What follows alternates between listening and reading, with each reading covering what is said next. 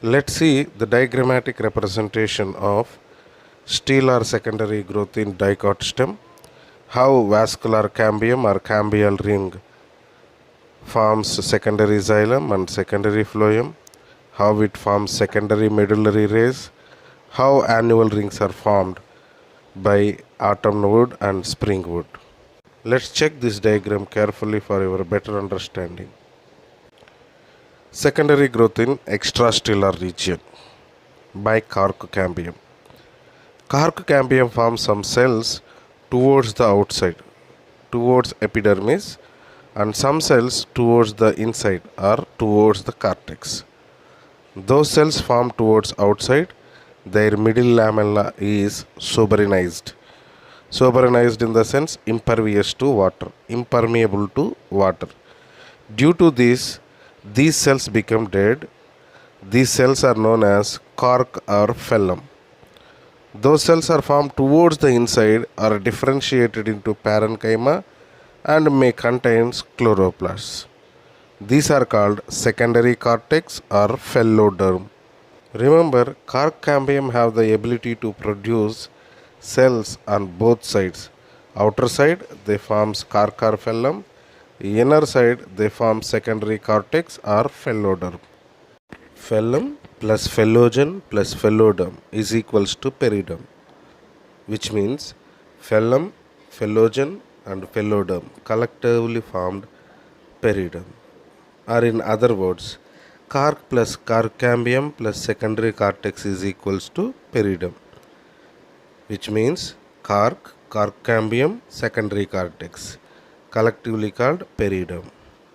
Here you have to know phellum is also called cork, phellogen is also called cork cambium, phelloderm is also called secondary cortex.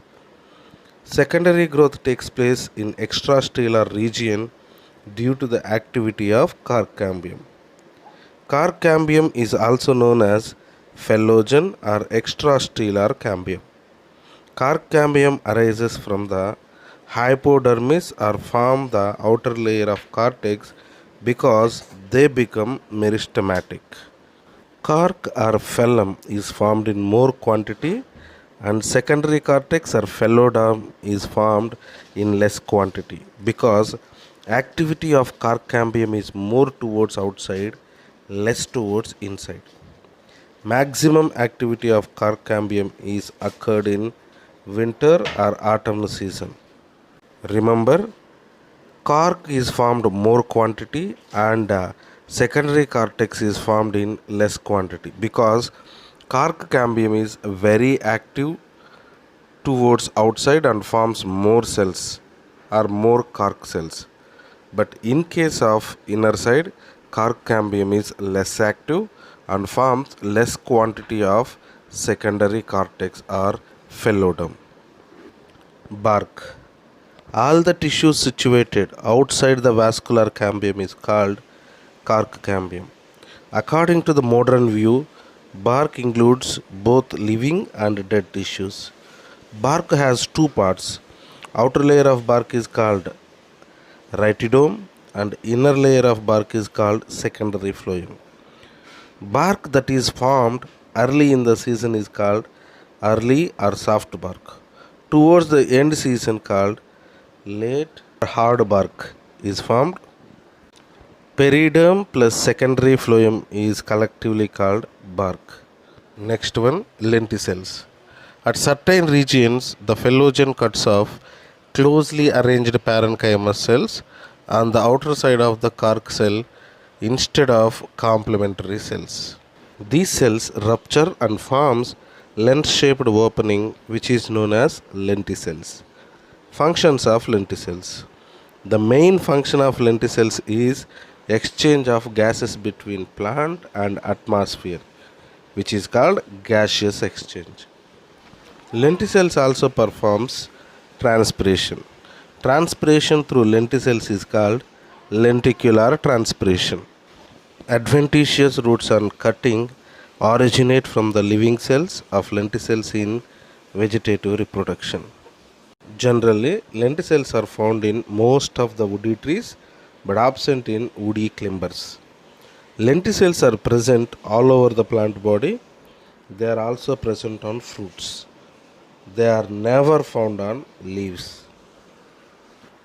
Let's see the diagrammatic representation of lenticel. See the layer of cells which is present in the middle called cork cambium or phellogen. This cork cambium or phellogen have the ability to produce cells in both inner side and outer side. The outer side cells are called phellum or cork, which are suberinized, impervious to water. The inner side cells are called secondary cortex or phellodem. They may contain chloroplast also. At some regions, cork cambium forms specialized parenchyma cells called complementary cells. Because of these complementary cells on woody stem, they shows lens-shaped openings called lenticels. The major function of lenticels is gases exchange. Sometimes lenticels also performs transpiration, which is called lenticular transpiration. The next topic, types of wood.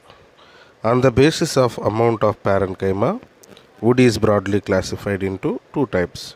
Number 1, monoxylic wood. Number 2, pycnoxylic wood. The very first one, monoxylic wood. This type of wood contains more living parenchyma. This wood is soft and loose wood, generally seen in cycas. Pycnoxylic wood. This type of wood contains less amount of living parenchyma. It is hardwood. Such type of wood are generally found in most of the dicotyledonous plants. On the basis of distribution of parenchyma, wood is classified into three types. Number 1, apotracheal wood. Number 2, paratracheal wood. Number 3, syntracheal wood. Number 1, apotracheal wood. In this type of wood, parenchyma is in scattered form. Example, gymnospermic plants. Paratracheal wood.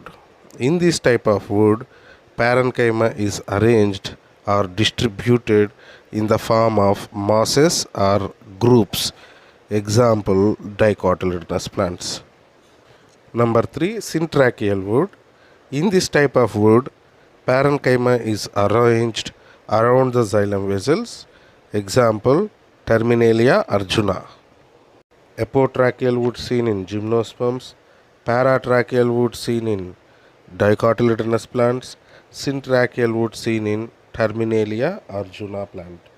Classification of wood based on xylem vessels. On the basis of presence or absence of xylem vessels, wood is classified into two categories. Number 1, non-porous wood. Number 2, porous wood.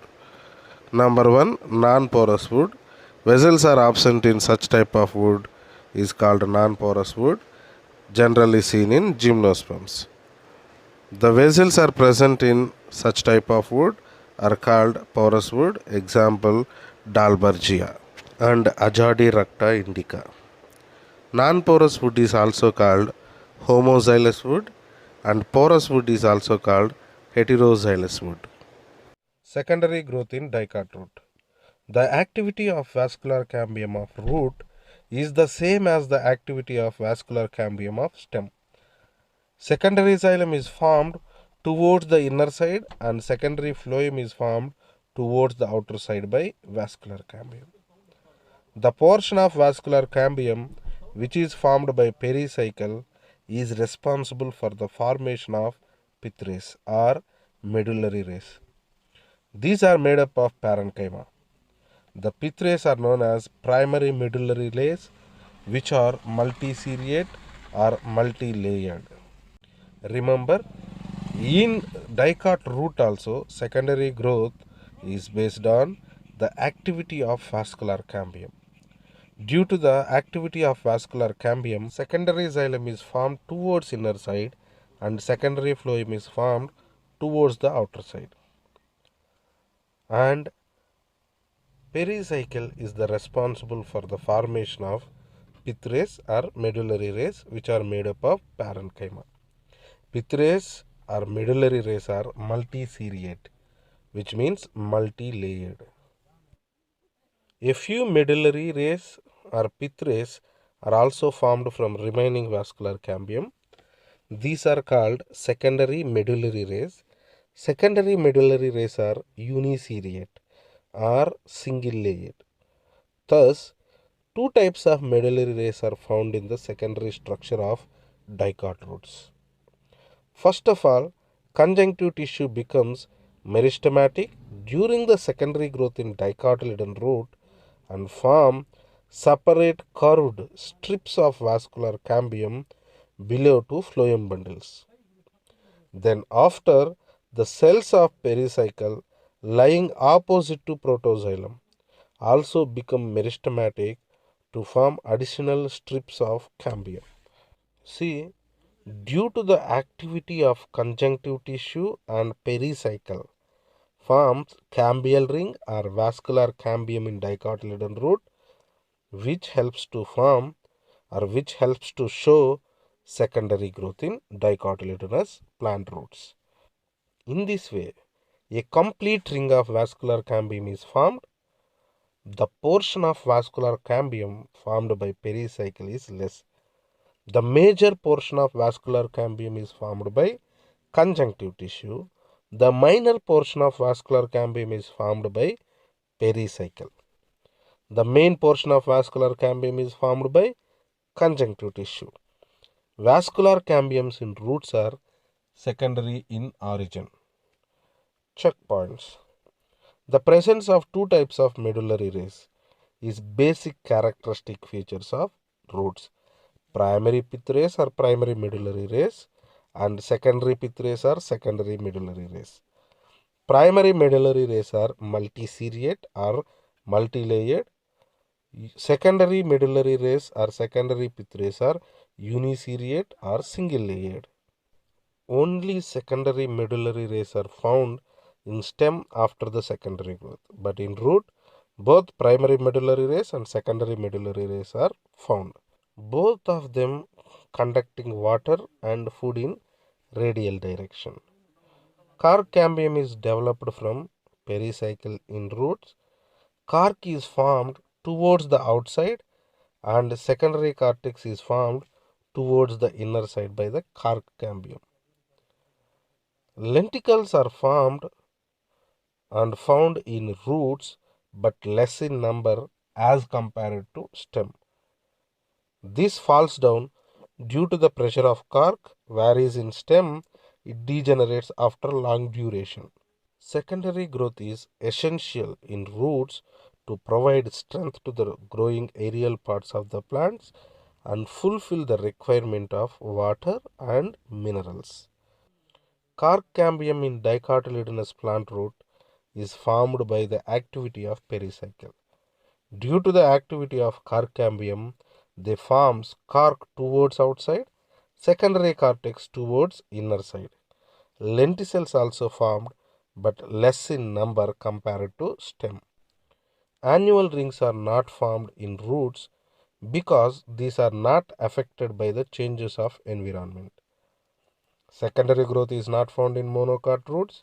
Secondary growth is present in some monocotyledonous plants like Yucca and Dracena. In roots, all cambia are secondary in origin. Remember, there is no formation of annual rings in roots of dicots during secondary growth. The next topic is wound healing. When any plant gets injured, wound is formed there. Boundary of the wound is raised outside and composed of similar type of living cells, parenchymal cells, which are called callus. Living cells of wound are responsible to form a cambium. This is called wound cambium. Let's check the diagrammatic representation of secondary growth in dicotyledonous plant root. How vascular cambium is formed, how they form secondary xylem and secondary phloem, how pericycle forms cork cambium, how it forms cork towards outside and secondary cortex towards inside. Let's check this diagram carefully for your better understanding. Key points. Cricket bat generally prepared by the plant salix or willow plant. Hockey bat generally prepared from morus or mulberry. Billiards ball prepared from Phytophilus or ivory palm. Violin, Picea plant, hardest wood, Hardwickia binnata. Heaviest wood formed from Guaiacum officinale. Light wood formed from Ochroma pyramidale or Ochroma lagopus. Heaviest wood of India is Acacia sundara. Most durable softwood is Cedrus deodar. Up to here, the chapter Histology and Anatomy of Flowering Plants is completed.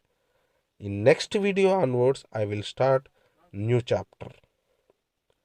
Thank you very much.